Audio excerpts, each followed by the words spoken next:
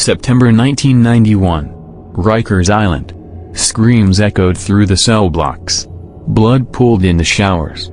A young man lay beaten, broken, not by a stranger, but by his own brothers. He wore the wrong colors, said the wrong name, and in that moment, war erupted behind bars. The Latin Kings wanted power. The NETA'S wanted justice. What they got was a river of bodies. Guards were powerless. Inmates were hunted. Whole prison blocks turned into battlegrounds. And when the gates opened, that war spilled into the streets of New York. But how did it begin? Who lit the match? And how many lives were destroyed before it ended? This is not a movie. This is a true story. Subscribe now to @Unbelievable True Story and watch to the end, because what we uncovered will haunt you. 2:37 a.m., September 18, 1991. Rikers Island, New York City, New York. It was quiet. Unusually quiet.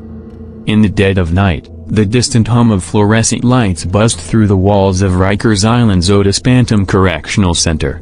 The kind of silence that didn't last long in this place. The kind that hinted something was about to go very wrong. Outside, the city was still pulsing, taxis screeching through rain-soaked streets, sirens echoing in the distance. But inside Rikers? A different world. Steel doors. Cold concrete. 1,000 men locked in cages, simmering with hatred, fear, loyalty, and rage. Then, a scream. Sharp. Piercing. Not the kind that echoed randomly in the dark. This one was final. In cell block 3D, a 19-year-old inmate named Victor Rosario, better known by his street name Taro, lay bleeding on the floor, his face barely recognizable. His ribs shattered. His breath shallow. He was still alive. But not for long. His attackers? Not rival gang members. Not correctional officers. They were NETA'S. His own brothers. Victor had made a fatal mistake. He spoke to a Latin king, a known enemy. Just one conversation. One exchange of words. 1 second too long. And for that, he was marked. But what the NETA'S didn't know was that killing Victor wouldn't silence anything. It would awaken something far worse. A war. One that started in a cell block and exploded into the heart of New York City. To understand what happened, to truly feel the impact, we have to go back. Back before the blood. Back before the betrayal. Back to the streets of Chicago and the prisons of Puerto Rico. The almighty Latin King and Queen Nation was born in Chicago in the 1940s, originally formed to protect Latino youth from racism and street violence. It wasn't a gang then.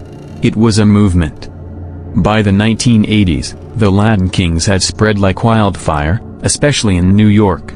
They dressed in gold and black, wore crowns, called themselves royalty. But beneath the symbolism was something else. Control. Discipline. Power. In prison, they operated like a military unit. Orders came from the top, from coronas, or kings. Breaking those rules meant punishment. Or death. Meanwhile, deep inside Puerto Rico's prison system, another group arose, the NETA'S. They were created in 1979, inside the prison of Las Cocharas. Born after a young inmate named Martín Lanita Gonzalez was brutally murdered by guards, the group started as a resistance movement. Their mission: protect the weak, fight corruption, survive. But by the late 80s, the NETA'S were no longer just a resistance. They had evolved into a powerful force, especially within East Coast prisons. When they came to New York, they brought with them pride, loyalty, history, and enemies. Because the Latin Kings were already there. And there was only room for one crown. Rikers Island, 1991. Rikers was a boiling pot. Too many inmates. Not enough guards. Endless delays in court cases. And gangs, everywhere. Each block had its own rules. Its own enforcers. A wrong look could cost you a tooth. A wrong move could cost you your life. The Latin kings controlled most of the western blocks. The NETA'S had carved out territory in the North dorms. But the real problem? Transfers. Every week, inmates were shuffled between blocks, rival gang members housed next to each other, sometimes even forced to share cells. It wasn't just dangerous. It was explosive. It wasn't a question of if something would happen. It was when. And who would be next. Victor Toro Rosario wasn't anyone special. He wasn't a leader. He wasn't high-ranking. He was just a foot soldier. A kid who'd been caught selling drugs in East Harlem. Thrown into Rikers like thousands of others. But he'd made a mistake. He talked to a king. The wrong king. September 18, 1991. The NETA'S didn't wait. They dragged Victor into the showers during lights out. 3 men. No weapons. Just fists. Boots. Anger. They called him a traitor. A disgrace. They beat him until his jaw cracked. Until he stopped moving. Then they left him there, naked, bloody, unconscious, for the guards to find. Victor died 2 hours later at Elmhurst Hospital. He was 19 years old. It was supposed to be an internal message. A warning. Talk to a king, die like a dog. But the Latin kings? They saw something else. An opportunity. An excuse. A reason to strike. 3 days later, the kings struck back. This time, it was in the laundry room of dorm 4B. They waited until the guard turned his back. TRINITA members were sorting linen. Suddenly, the lights flickered off. And in the darkness, screams. Shouts of Amor de Rey, the Latin king war cry. When the lights returned, both NETA'S were unconscious. One had a sharpened toothbrush lodged in his neck. He died before medics arrived. Multiple injuries. Suspected gang retaliation. Control measures insufficient. Escalation likely. From that moment on, there was no peace. Only blood. Only war. The gangs weren't just street cliques. They had structure. Ranks. Rules. Codes. Latin kings had a leadership council, the crown. They sent messages through coded letters, sometimes even legal mail. The NETA'S operated through coordinators, men who had final say over hits, discipline, and alliances. Even behind bars, power flowed like water, and that power was now consumed by vengeance. Every move, a calculation. Every word, a threat. While the bloodshed started behind bars, it didn't stay there. Soon, the war leaked into the boroughs. In the Bronx, a 17-year-old NETA recruit was found shot execution-style behind a bodega. In Brooklyn, a Latin king was stabbed at a bus stop. Witnesses said the attacker whispered, "That's for Toro." In Queens, a firebomb destroyed a small apartment known as a gang hangout. No arrests were made. And still, the police didn't connect the dots. Not at first. We thought it was just scattered gang activity. We had no idea it was coordinated. This was a prison war, spilling out into our streets.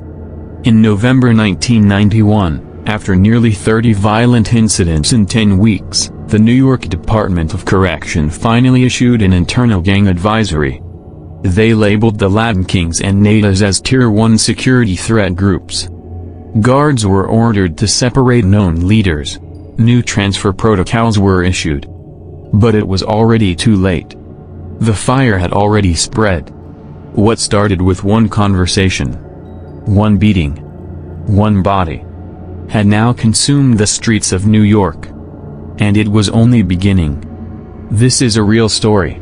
Every fact you hear is public. You can check it yourself.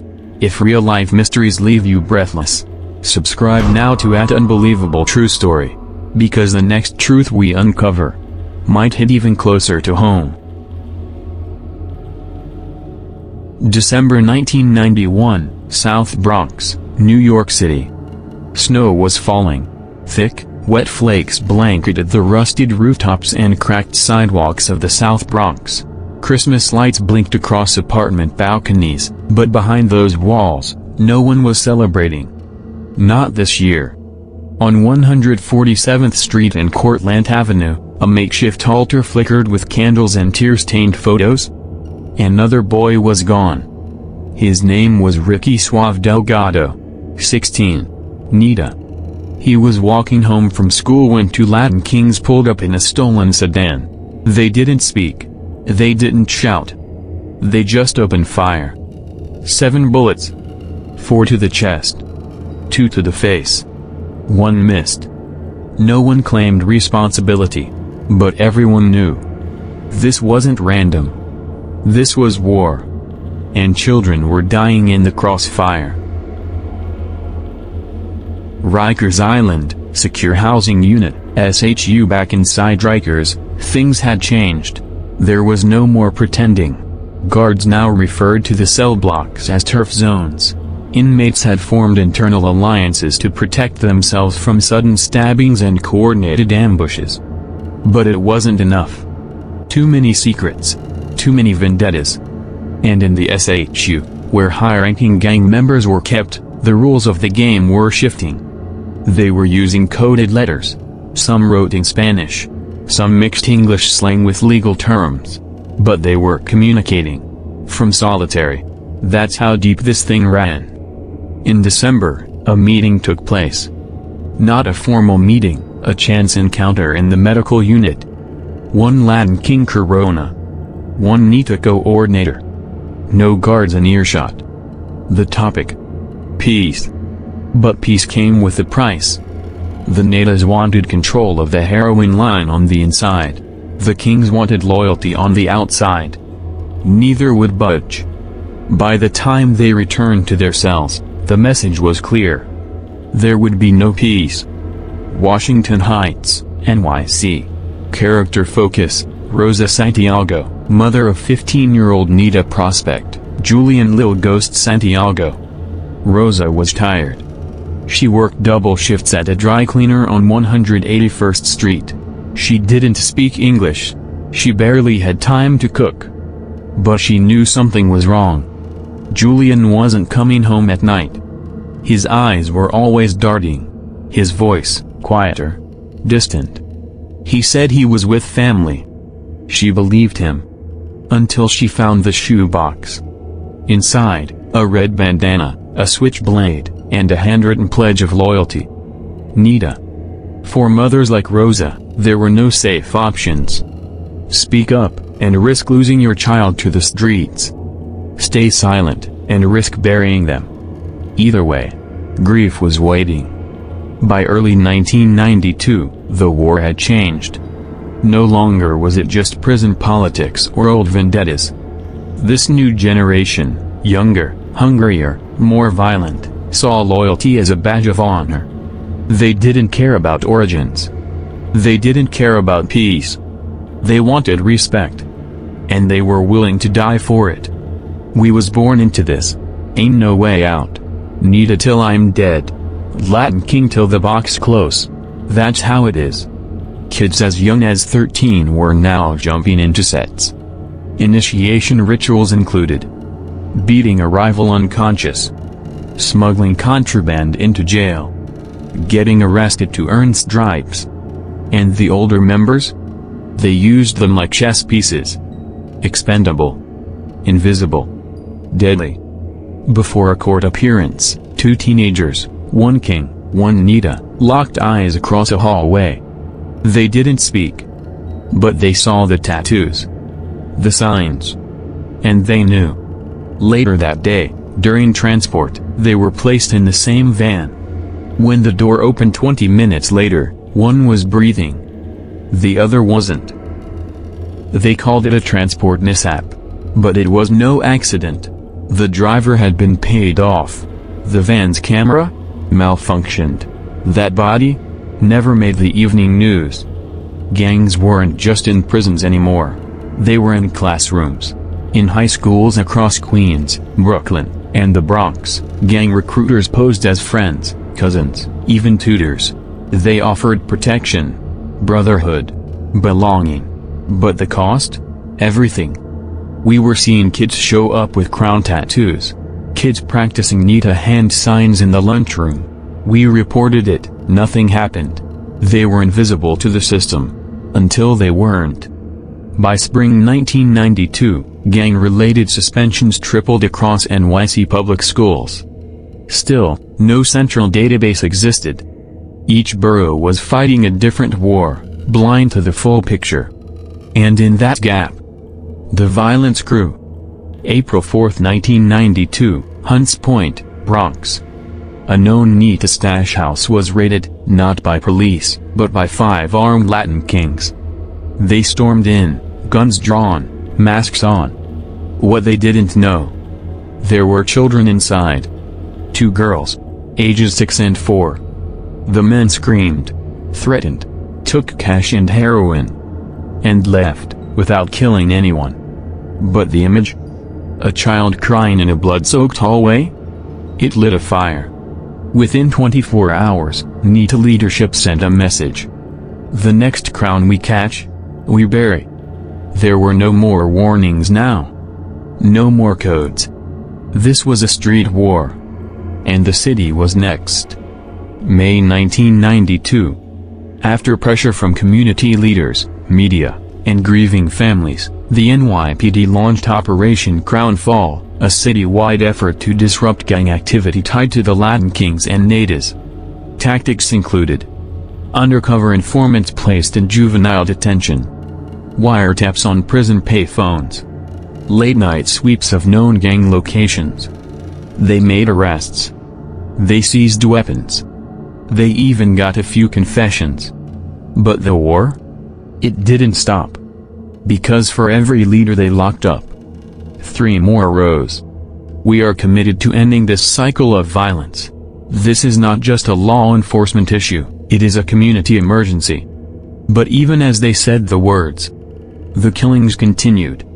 Luis Chico Rivera, age 22, Latin King. Raul Mondo Rivera, age 20, NETA. They were blood brothers. Raised in the same apartment. Taught the same prayers by the same mother. But when Chico joined the Latin Kings, and Mondo pledged to the NETA'S, they stopped being brothers. They became targets. In July 1992, Chico was shot 5 times outside a bar in Bushwick. Mondo was arrested 2 weeks later. Charged with conspiracy. He never said a word in court. Never confessed. But when asked if he felt remorse, he stared straight ahead and said, "We all make choices." He made his. This wasn't just about gangs anymore. It was about identity, survival, and in some cases, revenge. By the end of 1992, over 60 gang-related deaths were recorded in New York City tied directly or indirectly to the Latin Kings' NETA'S war. More than 200 injured. Dozens of teenagers arrested, many under adult charges. Public defenders begged for leniency. Prosecutors demanded blood. And the prisons? Overflowing. Riots in 2 facilities. 4 correctional officers wounded. 1 killed. His name was Officer Reggie Carter, a father of 3. Stabbed during a lockdown in Rikers. They say he tried to break up a fight. He never made it out. This was no longer a gang war. It was a citywide crisis. And no one was safe. Not even the ones in uniform. January 1993, New York City, citywide media. The headlines started to shift. What was once gang violence in the Bronx became gangs declare open war inside Rikers Kings and NETA'S, NYC's hidden bloodbath Latin gangs exploding behind bars and in streets. The story finally reached the public, but not in the way families hoped. TV anchors sensationalized it. News vans rolled up to street corners too late, only after the blood had dried. And the public, terrified. But not of the violence. Of the kids. Of the neighborhoods. Of the names, NETA'S. Latin Kings. Nobody asked why. Nobody looked deeper. Just another gang crisis. Another problem area. But beneath the headlines, were mothers hiding in silence. Fathers working extra shifts to keep their sons out of trouble. Young boys trapped in a game that started before they were born. And on the inside, the war raged on. Rikers Island, Block G2, High Security Wing. February 1993. Inside one of the most heavily guarded units of Rikers, 5 men sat in a circle. No voices raised. No threats. They wore gold beads around their necks and bore the Latin king symbol burned into their skin, 5-point crowns, sun rays, royal phrases inked with jailhouse needles. They were the Crown Council, top-tier kings in the New York set. Each man had over a decade of time. Most were lifers. And now they were organizing Operation Golden Shield. The plan? Recruit younger inmates faster than the NETA'S. Establish a chain of coded messages to the outside. Punish defectors. Expand influence in Brooklyn and the Bronx. But there was something new now. A spiritual angle. It wasn't just about control anymore. It was sacred. We called it our nation. You hurt the nation, you bleed for it. Meanwhile, on the NETA'S side, they responded with silence. No statements. No war cries. Just violence. A knife in a commissary line. A beating in the showers. A slow chokehold during recreation. Each one left a mark. Each one, a message. March 2, 1993, East New York, Brooklyn. At 9:16 p.m., 2 young men, Anthony "Baby Blue" Serrano, 17, and Jorge "Spider" Rodriguez, 19, were walking out of a deli with grape soda and chips in hand. They didn't see the sedan roll up. Didn't hear the window crack. Didn't have time to duck. 12 shots were fired. 9 hit. They died on the sidewalk. Both were Latin kings. Both were listed on a NETA hit list found weeks later during a Bronx raid. There was no trial. No arrests. No cameras. Just 2 more bodies. And 2 more families shattered. RICO indictments issued. May 1993. The city was drowning in blood, and the federal government took notice. That spring, the Southern District of New York began building RICO cases, Racketeer-Influenced and Corrupt Organizations Act, against both gangs. This wasn't about street arrests. This was full-scale dismantling. Undercover agents were embedded into courthouses, bus stations, and even families. FBI wiretaps recorded gang codes, drug drops, and talks of murder. The goal? Take down the top. Cripple the rest. But RICO cases took time. And outside, kids kept dying. Jamie Crisco Velez, 18, NETA prospect. Bronx youth detention. Jamie was scared. He wasn't supposed to be. But his best friend had just been stabbed in front of him, and no one cared. No guards rushed in. No alarm sounded. No medical aid arrived. It was punishment. Jamie had asked the wrong question during a dorm meeting. What if we just stopped fighting? That night, while he slept, someone wrapped a sheet around his throat. He survived. But just barely. They called it a lesson. No one breaks the code.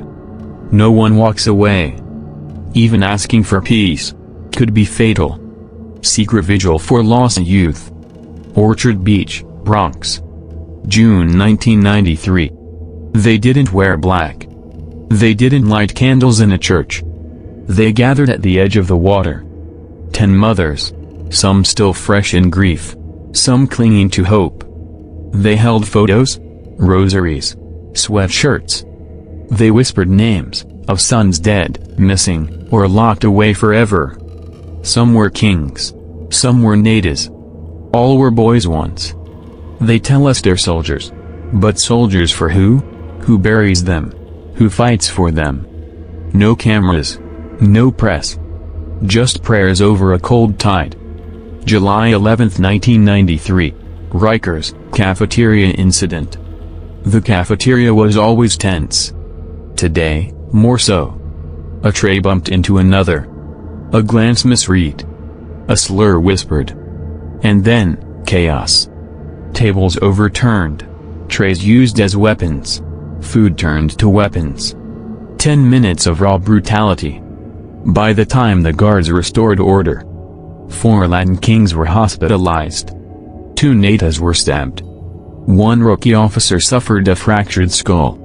It wasn't planned, but it lit a fuse. Not every act of war is calculated. Sometimes, rage just needs a spark. Headline: Prisons under siege, Latin gangs out of control. Daily News, July 13, 1993. The press finally caught up, and they made it worse. Terms like urban war zone and inmate army appeared. Fear spread. Parents kept children from parks. Schools added security officers. Mayoral candidates demanded martial action. And in communities like South Jamaica and Mott Haven, cops didn't just ask questions. They kicked in doors. They don't see us. Just our colors. Doesn't matter if I'm in it or not. They already picked a side for me. The city wasn't healing. It was hardening. Beneath the colors, the violence, the headlines, was pain. Generations of broken homes, failing schools, forgotten neighborhoods, immigration trauma, racial profiling, generational poverty. The gangs didn't rise out of nowhere. They were born in the cracks. They offered brotherhood, family, structure, the same things the system failed to give. But what happens when that brotherhood becomes a battlefield? What would you do? If the only place you were safe was inside a war? Would you run? Would you fight? Or would you put on the crown? Sometimes, silence is more dangerous than war. Because silence makes you forget. And when you forget, you stop preparing. Rikers Island, abandoned Block C2. Today, Block C2 is empty, condemned, fenced off and full of rot. But on one of the walls, faint beneath layers of dust, are the markings. ADRK, Amor de Rey King. Neta por vida, Neta for life. Forgive me, Ma. Stay ready. Messages scratched with pen tips, metal spoons, fingernails, a war journal. Never archived, never erased. And today, that block stands silent. But the walls? They remember everything. Summer 1994. New York City Department of Corrections Office. By mid-1994, the official toll was in. Over 78 confirmed deaths connected to Latin King Neta-related violence in NYC between 1991 and 1994. More than 400 injured. Over 260 teenagers incarcerated, many of them serving 15 years or more. And at least 7 officers wounded or killed during prison incidents linked to the rivalry. But those were just the confirmed cases. Many more never made it to trial. Never made it to newsprint. Just names whispered. And buried. These weren't just numbers. They were lives. Brothers. Sisters. Sons. Daughters. Some were killers. Some were just caught in the storm. It was supposed to be symbolic. A beating. 3 minutes of fists, no weapons. That was the rule. But something went wrong. Miguel never got up. His brain hemorrhaged from repeated kicks to the head. By the time paramedics arrived, the others had vanished. Only the yellow bandana remained, tucked in Miguel's jeans pocket. He never even finished his oath.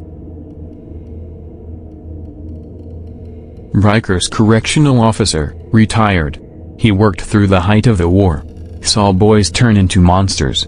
Saw monsters beg like children. Today, he teaches criminal justice at a community college. But he still wakes up sweating. Officer, retired. They weren't born killers. They were cornered kids. And when you corner a kid, they come out swinging.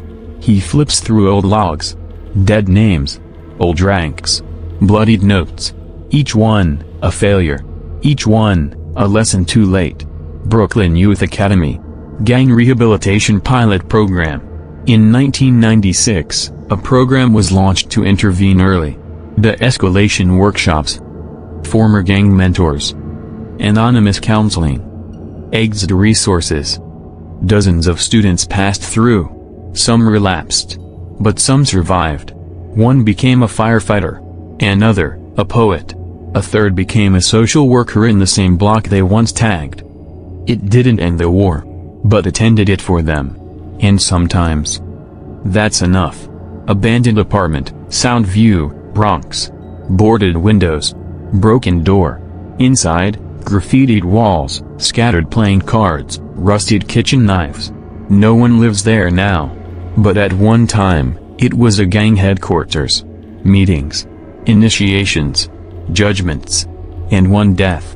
A 13-year-old boy, caught stealing from the wrong pocket. His name? Forgotten in headlines. But still whispered in that neighborhood. The walls don't talk. But they remember. Every slap. Every cry. New inmates arrive. Some with crowns. Some with prayer beads. Some with empty hands and heavy eyes. The war between the Latin kings and the NETA'S isn't over. It's transformed. Buried under decades of loss. Invisible, but always waiting. Like a virus dormant in the bloodstream of a city. Waiting for the next weakness. They were born in prisons. Raised in silence. Fed by blood. And left behind by a world that never asked why. And today, their names echo in corners you'll never see. Until it's too late. Have you heard this story before?